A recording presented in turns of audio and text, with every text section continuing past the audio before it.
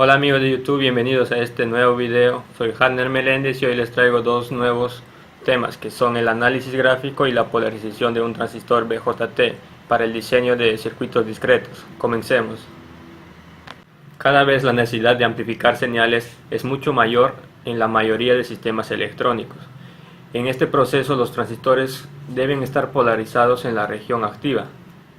En este video estudiaremos el análisis gráfico para transistores y veremos cómo se polariza un transistor BJT usando una fuente de tensión, dos fuentes de tensión y utilizando una fuente de corriente constante. Dentro del análisis gráfico, aun cuando los métodos gráficos formales son de poco valor práctico para el análisis y diseño de la mayor parte de circuitos transistorizados, es ilustrativo describir gráficamente la operación de un sencillo circuito amplificador a transistor. Para poder analizar esto se considera el circuito de la siguiente figura que les mostraré a continuación. Aquí en la figura podemos observar un circuito con transistor, donde la operación debe ser analizada gráficamente. Basándonos en esta figura, se puede realizar un análisis gráfico de la operación de este circuito de la siguiente manera. Primero tenemos que determinar el punto de polarización de corriente directa. Para este fin hacemos que el voltaje inicial sea igual a 0. En esta otra imagen tenemos la construcción gráfica para la determinación de la corriente de CD de base del circuito anteriormente mostrada. Con esto podemos determinar la corriente de CD de la base. Luego, haciendo uso de esta gráfica, el cual nos muestra las curvas características entre la corriente de colector y el voltaje colector emisor, y seguidamente después de determinar la corriente de polarización de la base, sabemos que el punto de operación estará en la curva corriente colector versus corriente de emisor correspondiente a este valor de la corriente de base, como se indica en la figura donde es corriente de base igual a corriente de base. Donde se encuentra en la curva estará determinada por el circuito de colector. Específicamente, el circuito de colector impone la siguiente restricción.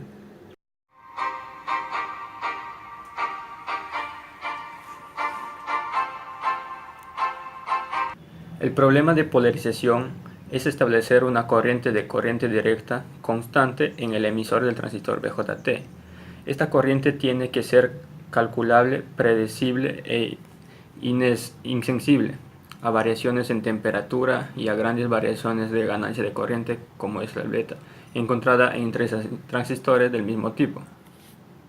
A continuación estudiaremos la polarización usando una sola fuente de alimentación, la polarización usando dos fuentes de alimentación y la polarización utilizando una fuente de corriente constante. En esta figura se muestra la distribución que más se utiliza para polarizar un amplificador de transistores si solo se dispone de una fuente de alimentación. La técnica consiste en alimentar la base del transistor con una parte de voltaje de VCC de alimentación por medio del divisor de voltaje entre R1 y R2. Además, un resistor RE está conectado al emisor. Asimismo, en A tenemos un circuito de polarización de un BJT de una sola fuente de alimentación y en B un circuito con divisor de voltaje que alimenta la base. Polarización con dos fuentes de alimentación. El circuito nos muestra una polarización que usa dos fuentes de alimentación. Mediante esto es posible obtener una distribución un poco más sencilla de polarización si se dispone de dos fuentes de alimentación. Arreglo alternativo de polarización. En la siguiente figura, tanto en A y en B, se ilustra una distribución alternativa de polarización sencilla pero eficiente, apropiada para amplificadores de emisor común. Polarización con una fuente de corriente.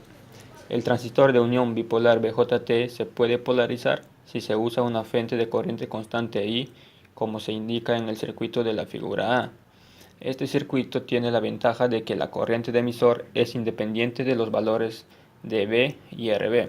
Como ya sabemos, beta es la ganancia de corriente y RB la resistencia de la base. Y en B tenemos el circuito para poner en práctica la fuente de corriente.